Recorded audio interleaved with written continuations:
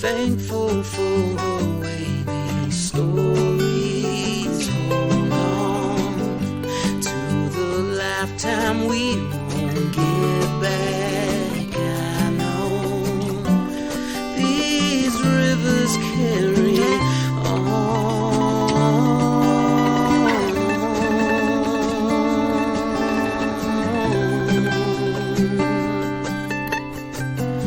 People tend to stick to you after time. Places tend to do the same as we do. This river carries on and on. Hello and welcome to Kankakee Podcast, where we talk about the people and places of Kankakee County. I'm Jake LaMore, and you're currently hearing my voice on a PD-70 microphone, the PreSonus, and you can pick that up at King Music on Broadway in Bradley if you like the way it sounds. And this is our monthly episode where we team up with the Kankakee County Museum and we dive into our county's history. And there's always something fascinating to uncover. And I thought, we're in the middle of summer right now. We need to talk about something kind of summery, right? What do people do in the summertime? They do vacations, right? So here to talk about the Riverview Hotel is Jack Klasey and Jorie Walters once again from the Kankakee County Museum. Welcome to you both. Thank you. Always happy to be here. Yeah, it's great to have you here. So before we get into the Riverview Hotel, Bastille Day, I am so sorry. We got to make sure we talk about Bastille Day coming up July 16th at the French Heritage Museum. It's from 1 to 4 p.m. Bastille Day, I'm sure one of you could explain Bastille Day much better than I could. It's essentially a celebration of the French Revolution. And Bastille Day, Bastille being the large prison in Paris that the upstart or revolutionaries overcame and turned loose all the political prisoners. And I think July 14th is the official day, but of course our celebration should be on a weekend, so we're on the 16th. It's always on a Saturday, yeah. And I always think of Les Miserables, the musical, and if most people may not know when they hear, if they may not have heard of Bastille Day, but they've probably seen Les Mis, and they might not have realized that they kind of coincide with one another. So, Indeed. Please check out Bastille Day, July 16th at the French Heritage Museum, not the Kankakee County Museum. French Heritage Museum is in downtown Kankakee. At Indiana and Oak Street. Yes. And the old stone barn. You can, of course, go to KankakeeCountyMuseum.com or find them on Instagram or Facebook and to get more information.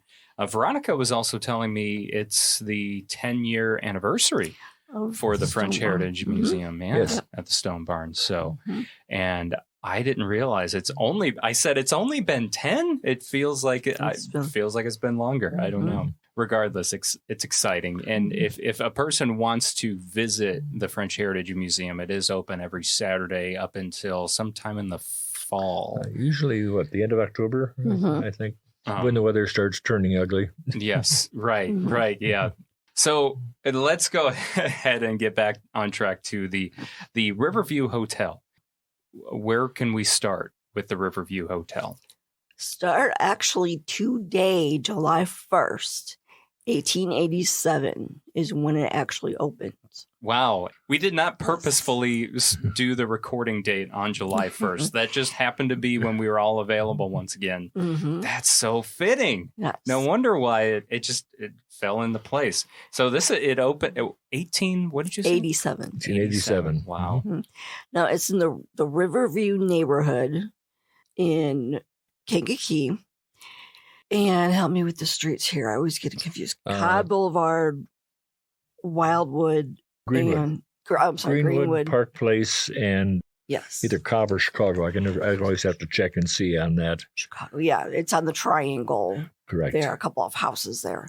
That's actually where the hotel stood. Now the park, Cobb Park, about across the street or a little bit further away is actually where the stone is engraved in it. But that was probably part of the lawn, not where the house actually stood. Right. And that's something I didn't always understand, actually. I always assumed it was right where Cobb Park was. Mhm. So, just a little north of Cobb Park. okay. Yeah. I've done several walking tours and several lectures on the Riverview, and I've just done a lot of research on it. And I sell the hotel.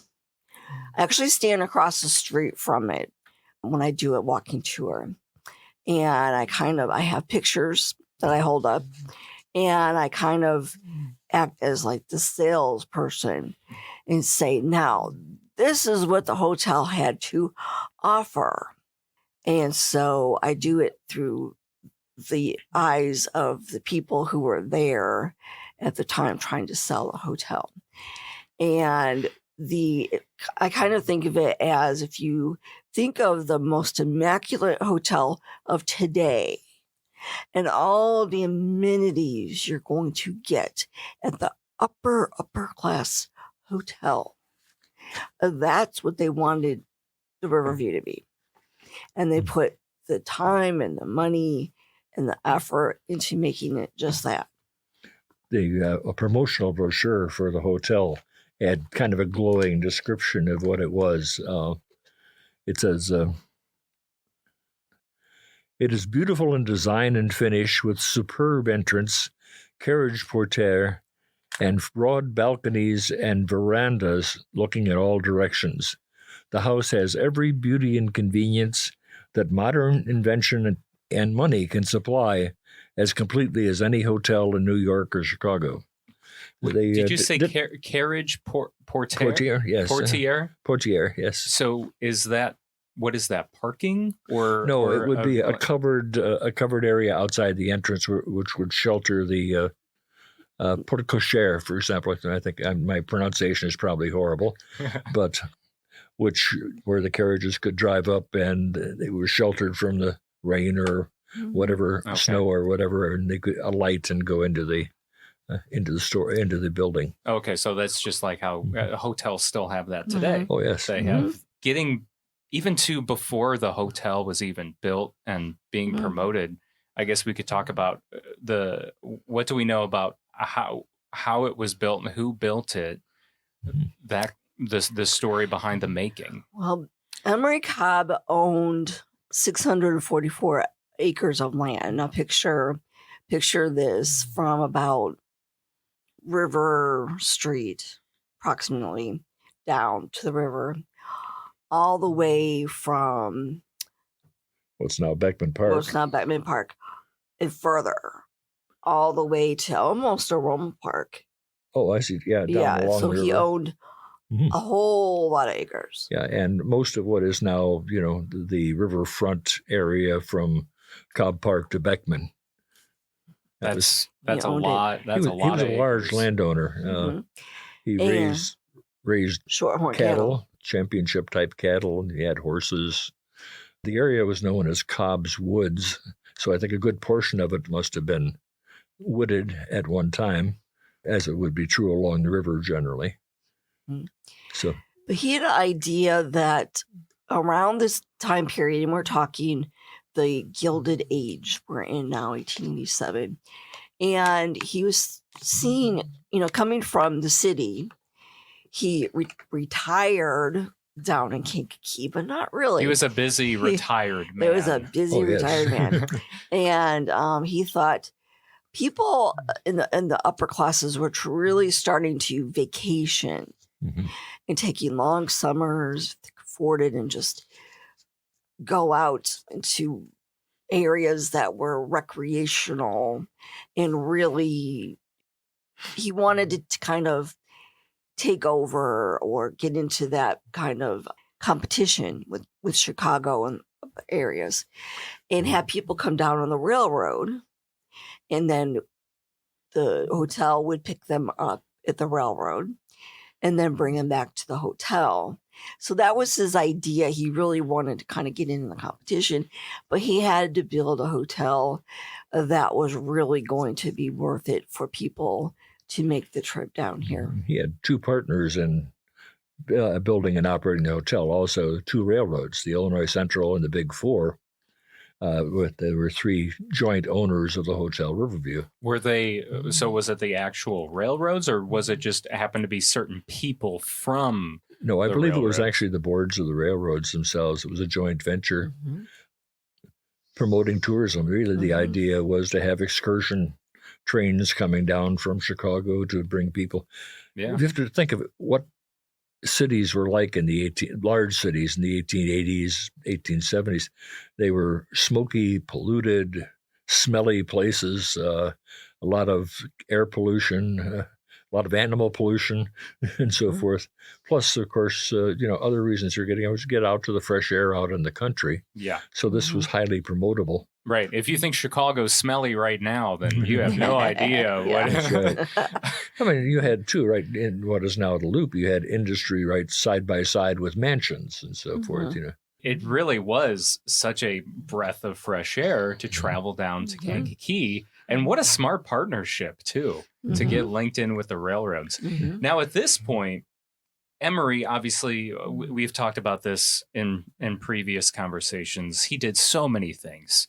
And I'm sure, I know we're going to cover other episodes. We'll cover some of those other things. But at this point, was Riverview one of the first things he did in Kankakee, or was it in the middle? Was this, do you know? See, when was the arcade was already built? Yeah, the arcade building was one of his first activities at Court and, and Schuyler and Merchant Street. By the early 1890s, he was involved in developing the city's trolley system. So so the Riverview Hotel was before the trolley system. Yes. Okay. No, I'm sorry. Yeah, that's true. About the same. I'm trying to remember what year the trolley. It seemed to me 1891, but I'm not sure. It might have been a bit earlier than that. No, it was earlier because it went to Electric Park. Oh, that's which right. Was earlier. Yeah, the trolley system really was quite extensive. From connected the two railroad stations, went up East Avenue, across Court Street to Harrison, down Harrison to, I believe, at Eagle, and then east out to about Osborne, and then turned right and went down to the river, and that was where Electric Park was. Where did it go? Electric Park. Did it go by the hotel too? Yes. Yeah. Made a stop at the hotel. So there were various, and they actually also eventually had a line out north to Bradley and Bourbonnais, and south, I believe, to the state hospital. So it was pretty extensive. So Emory has this land. He wants to create this extravagant, very luxurious hotel. What do we know about the building of it, the process of actually building it? Is there any interesting facts about that we know of? Cost about $80,000, which in today's terms would be about $1.5 million. Wow. Was all wood, had a stone foundation, of course, and it was about, 4 stories, I think, right? 4 stories. With a turret or two sticking up. The finest wood. All wood, but the finest wood. So it was probably imported then. Yeah, probably Michigan pine, good Michigan clear white pine. And maybe the stone was limestone, probably? Well, stone was definitely limestone, local limestone. Yeah. Because we had a lot of quarries around this area. Yeah.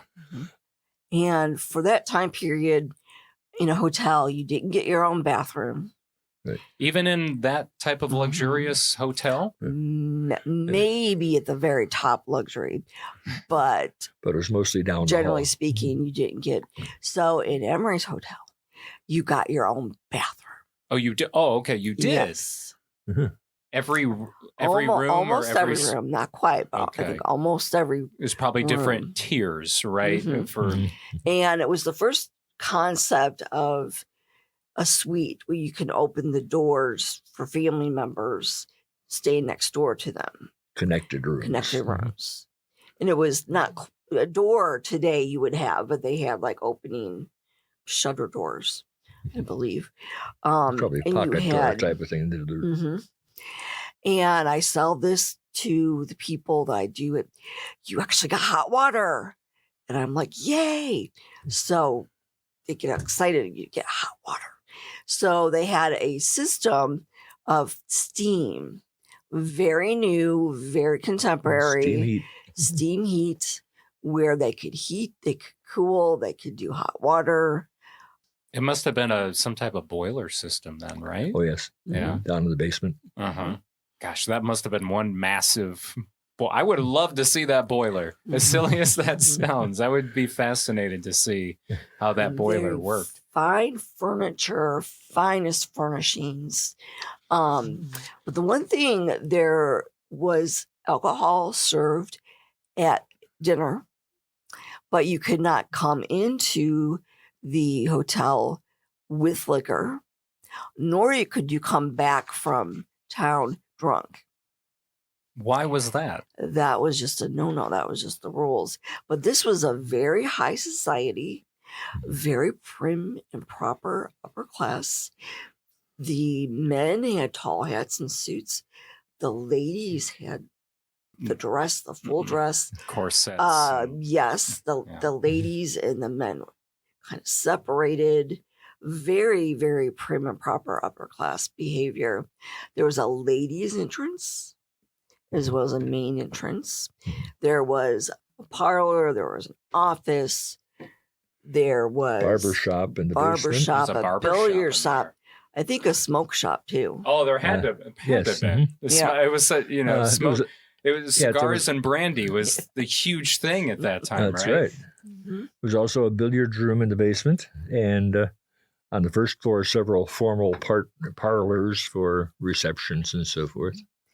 And they had the townspeople saw that as like the modern country club of where you would have your wedding reception or a high society type of a function. Mhm. You would have it at the hotel. That would make sense, especially it being right along the beautiful Kankakee River Mhm. right there. They had lawn bowling. Right. You could Check out a rowboat and row on the river. you can get on one of Captain Gallagher's river boats, Mhm. then make a stop there. You can go all the way down the river and back. Speaking of that, there actually were 4 different ways of getting to the hotel. One of them was Captain Gallagher's steamboats, which left from the foot of Schuyler Avenue, I think twice, several times a day, going out, and they went on down to Gallagher's Grove near Roma Park, but made stops at the Riverview Hotel. You also, as you came in at the train station, you could take advantage of their carriage service, kind of like the shuttle you get out of O'Hare to get to your hotel. They Yes. ran hourly. They had a carriage service that ran hourly from the railroad station to Riverview Hotel. You also, of course, could rent a carriage of your own if you wanted to do some driving around and exploring the area at a different time. I think that was about it, but there were several different ways of getting there. And for an evening out, you could go into town. And at the time, there were many, many theaters in Kankakee, and many restaurants were starting to pop up at this time Then you had the Opera House. in the Opera Right? House. The Arcade Opera House. Definitely, there was nightlife to be had in Kankakee, so that was a big draw. The Opera House would advertise, and the theaters probably advertised as well. Now, this was, of course, before motion pictures, so these were live theaters. Live But performances. live performances of vaudeville. You go in to and so go forth. shopping. We had many different kind of shops. So the ladies would love that, going to town shopping. The guys would stay back and do billiards, that kind of thing. You can go for a walk in Cobb's Woods. Now you can also go to Electric Park for a time. Electric Park was about 10 blocks or so from the hotel. And you could get a carriage ride down there. Now, it overlapped for just a little bit of time before the hotel fire, which we'll destroyed. talk about. Mhm. But Electric Park was 1874. So 1887 is when the hotel. So you had a little bit of overlap. And you could go to evening performances at Electric Park. We'll have to do a podcast. Yeah, on we'll do Electric an Park. episode just on Electric Park. But Yeah. you can have a lot of entertainment just going to that as well. There's a lot of options. Mhm. Electric Park was owned by the trolley company. And by Emory Cobb. Right. Yes. Cobb was a big part of the Kankakee at that time. And I guess, to paint the picture too, when the hotel was built in 1887, the economy was really good at that time. It wasn't until the 1890s that the economy tanked. Right, which is how it happened basically for a lot of different manufacturing places in Kankakee, Bradley. And the hotel. And the hotel was right. affected, yeah. Oh, by the way, when we were mentioning earlier the places to go and do things, within the hotel itself, you had a very elegant dining room. Oh, I was going to ask room about that. Yeah. What as far with, as dining? Uniformed waiters. In fact, one of the few, at that time, one of the relatively few job opportunities for African Americans. The waiters were all black, and they were duded up in a uniform. And there's a series of drawings that came from a promotional brochure, I think, and one that shows the rather large formal dining room, and the waiters are standing there waiting for it to open, I believe. And do we have menu items by chance? Do we have know the what menu. was? I don't know if we ever had one I that don't- survived. No. Very little survived that we have. Yes. You know. Did they have outdoor seating as well? Did they do that back in No, those that days?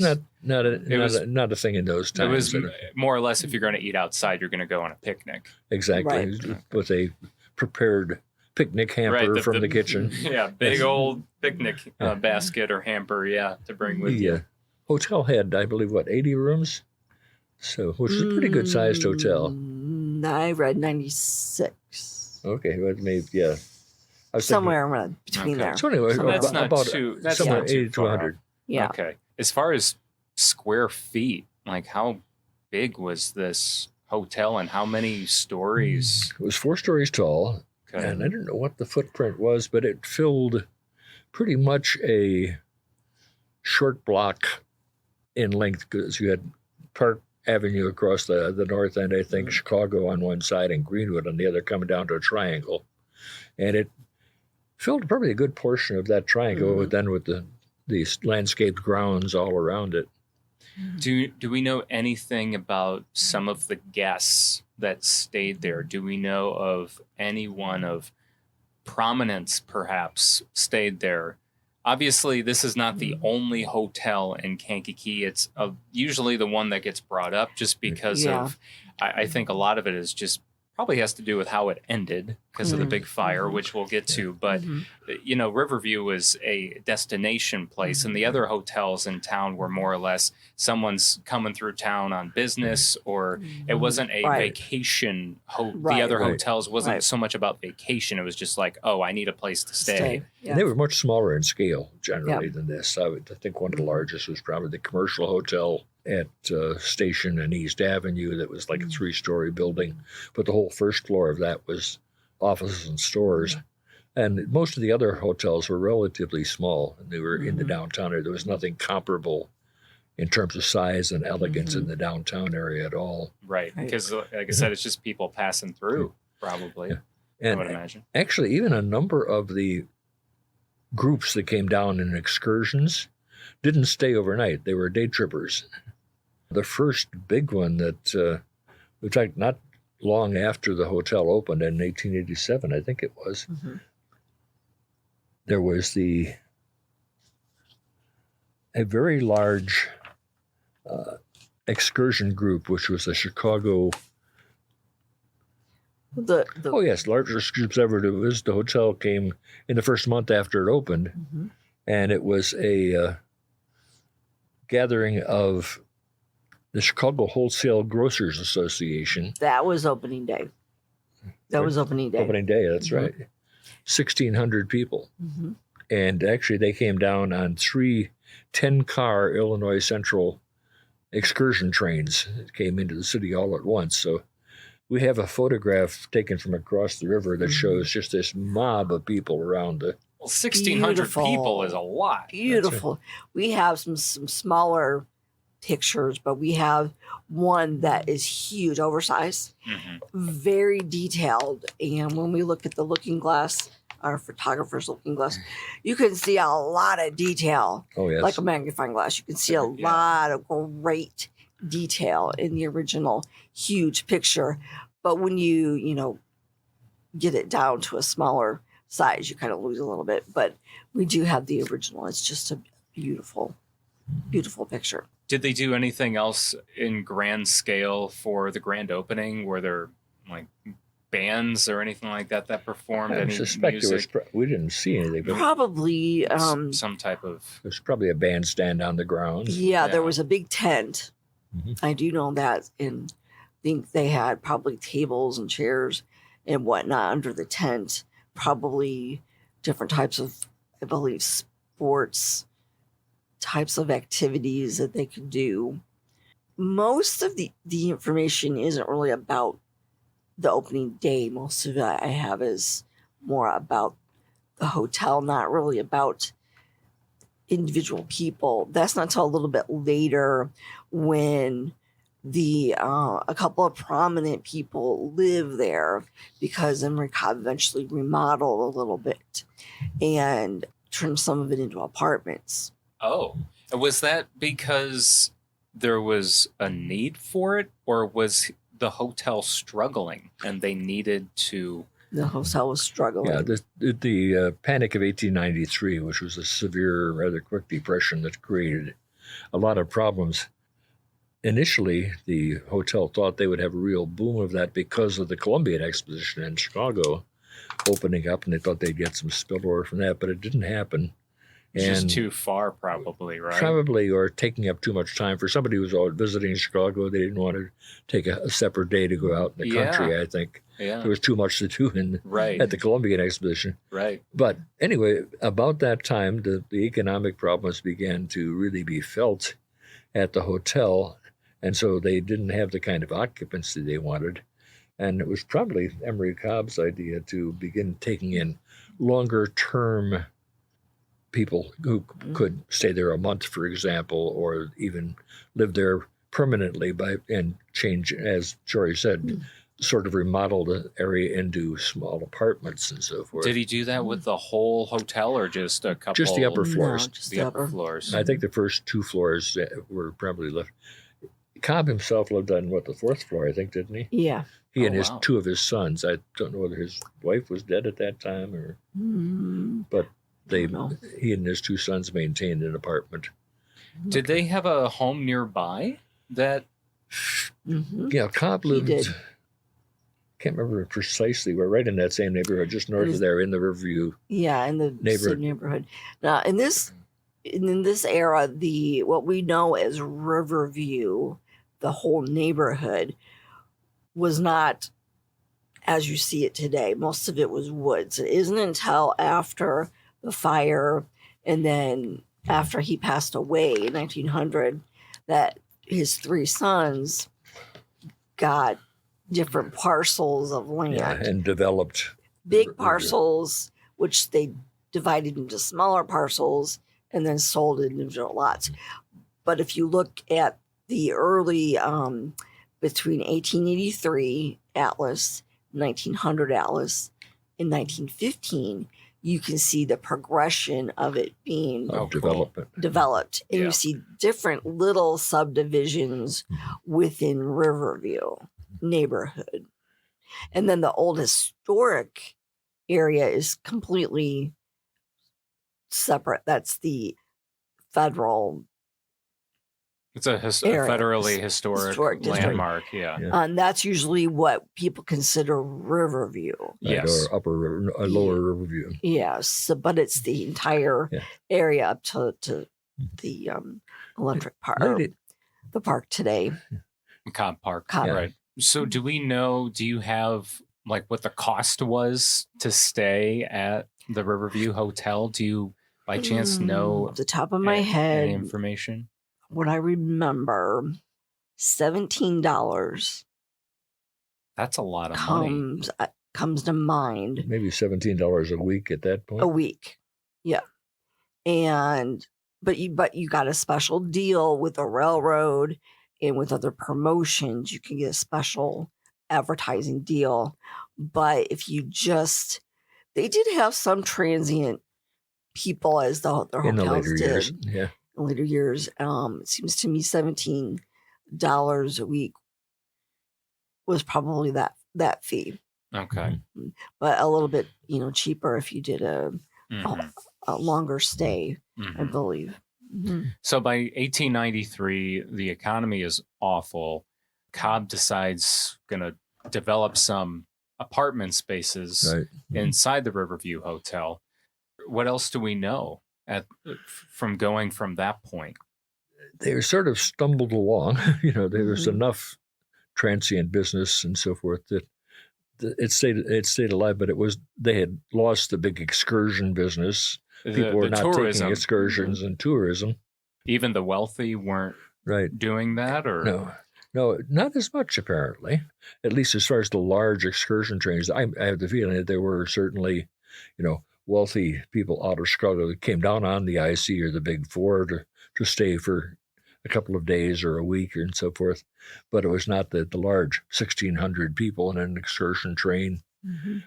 It just was kind of a quiet period from 1893 until 97. It was just, it existed, but it was not the, big, elegant, wowsy sort of place that it was before. Yeah, it didn't, they weren't able to really uphold that during that time.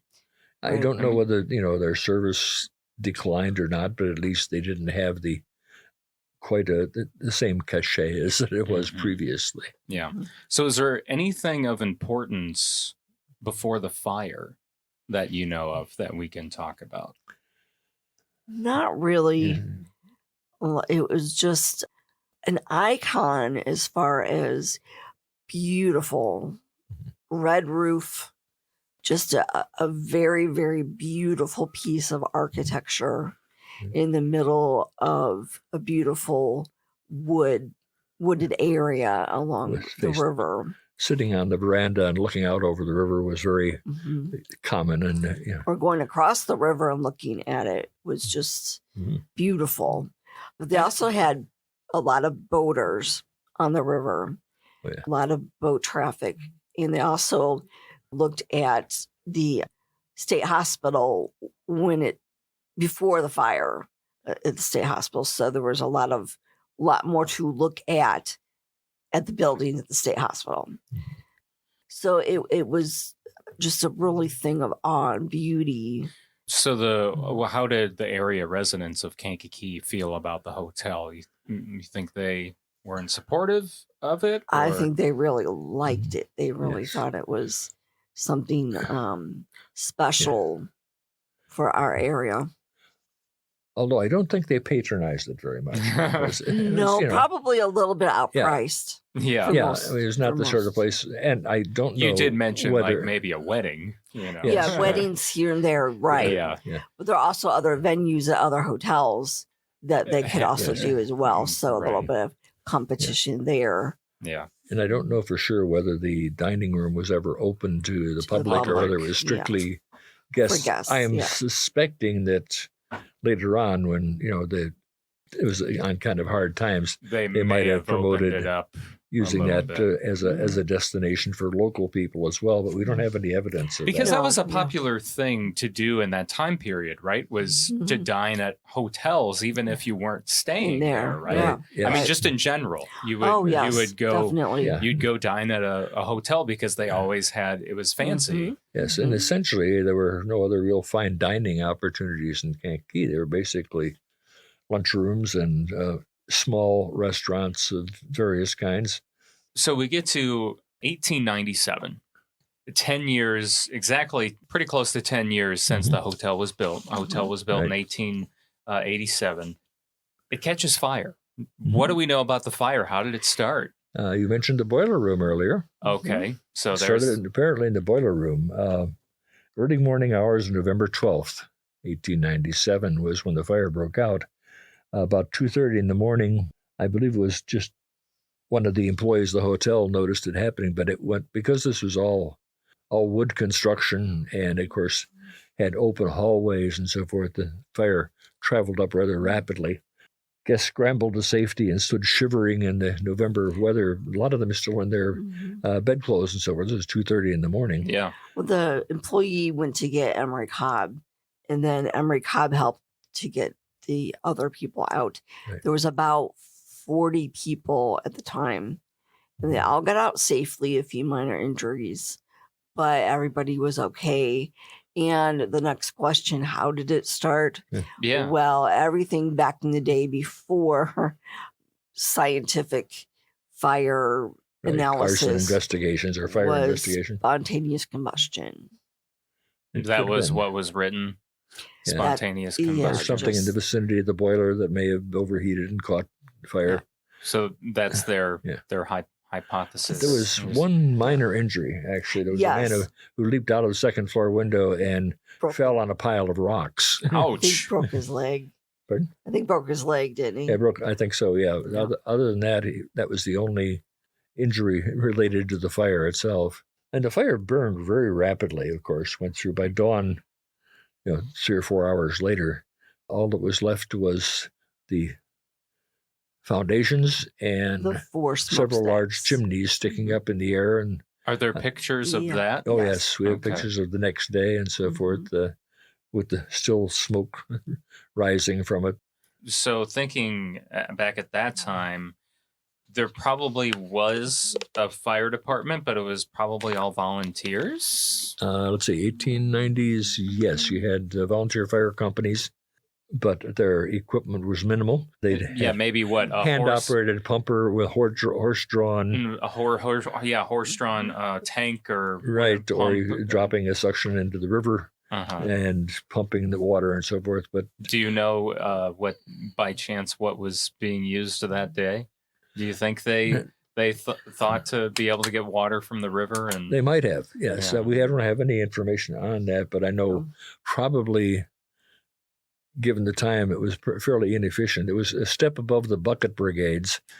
Yeah. And if it had been even worse, the fire department at the state hospital, which was very well organized and that's more right. They had professional, their own fire department. probably came across the Washington Avenue Bridge and was there as a backup. And I would suspect that the primary purpose on the fire department was to prevent it from spreading. They couldn't nothing much they could do for the building itself, but preventing anything else nearby from catching fire. That's exactly what I was thinking, just because of, as you pointed out, how quickly the fire started, and it's all made of wood. Right, and it was there's not like they're full of steel and all that.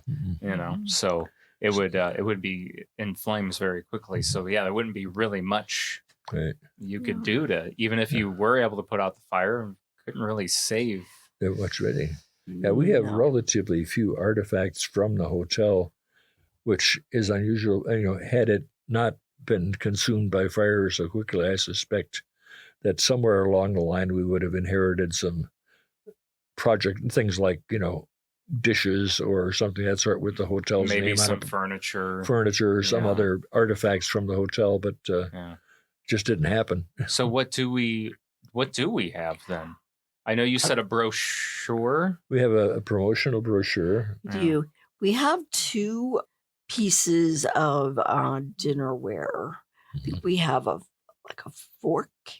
Now, when he did silverware, they did really high quality silverware and dishes. So we had 1 dish and I think 1 piece of silverware as far as artifacts that were donated, maybe a plate. And that's about it. And it's amazing that those things are even survived. Yeah. And you also wonder, well, did that person just happen to commandeer those? Well, there was a lot of pilfering. Yeah. When the site had cooled down enough, there's a lot of pilfering. there we have a couple of pictures of people descending on the site. Now, whether they were standing there just looking at it or they were I had their see. hands in it, but there wasn't much left to be had. Yeah.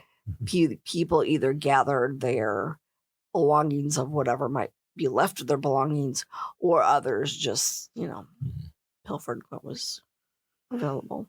to take. We have actually complete floor plans of the building. Mhm. It's Each floor. amazing you have those. Mhm. Yeah, and I'm not quite sure. I think those are part of a promotional brochure of some sort at Yeah. one point.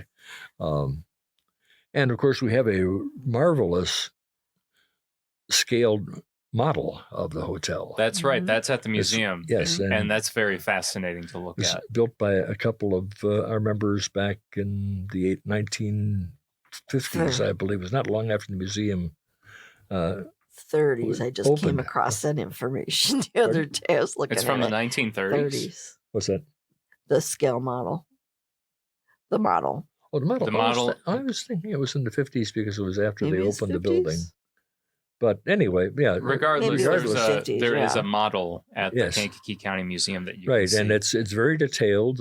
Yes, it is. The people who did it were really dedicated, and of course they had the floor plan to help, which gave them all the dimensions they needed and so forth. And it's fascinating. It's one of the things that's very popular when people come in to visit, and they always really find that an interesting Yeah. thing. I think they were talking about it with the railroad, with the ICR, because I have papers, back and forth letters that they were trying to negotiate with the ICR. And those dates were earlier. So maybe they had the idea earlier, but they just didn't That could put it well in be. the- Mhm. get it together until a little bit later. I have a huge file on the Riverview Hotel. So if anybody is interested in doing more research or would like to look through our pictures, you're absolutely welcome to do so. Wonderful. And I have so many dates and everything in my head, so sometimes I don't get the right. I know. Yeah. Sure, of course. Yeah. Does anything else come to mind about Riverview Hotel? What really was interesting to me was the reading about the people who went there as far as how they behaved, because it was very different behavior. A man and a woman didn't talk to each other if they didn't know each other or weren't properly introduced to each other. That was considered a no-no if you just Yeah. approached a Much different social. strange. much different, Yeah, if you just approached a woman you did not know at all. right? Yeah. That was considered poor form. hmm Mhm. Yeah. So it's Sorry. a very different set of values for back in this period. Yeah. But I love the Gilded Age. This is Uh-huh. my favorite period in American history. It's fascinating. Right. Super fascinating. Yeah. And unfortunately, of course, the decision was made not to rebuild. Yes, That's I was right. going to say when we get to that, that's always a question Yeah. that comes up as well. After the fire, why didn't it get rebuilt? Mm-hmm. And I mean, was there insurance back at that time? Did Emory Insurance Cobb only have covered about Very a third little. of the replacement cost. And did he just not see the benefit? I mean, obviously he's up in his age, you know, Right. at that time. I mean, he died, if you said 1900 and this Mhm. was 1897, so it was just 3 years 3 later years. that he passed away. I think that probably, again, because there was a, tripartite ownership, that probably the railroads did not see an advantage in rebuilding. The days of the excursions were pretty much over of that type of excursion train. I think the last Illinois Central excursion train of any type, I think, was not until 1920 something. But in general, this type of excursion of bringing whole loads down from Chicago to there for a day was, plus the general state of the economy. I think that Right. that just led to the decision of saying, I guess not. 1897, things were still rough.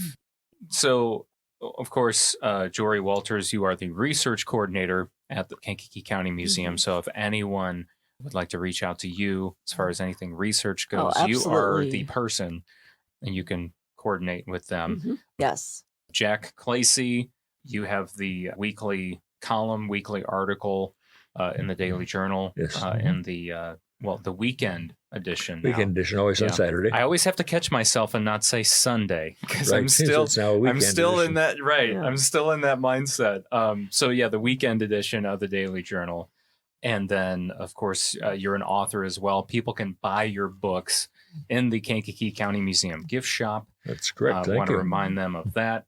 So the Kankakee County Museum is it's open almost daily, not open on Sundays, but it is open on Saturdays now as well.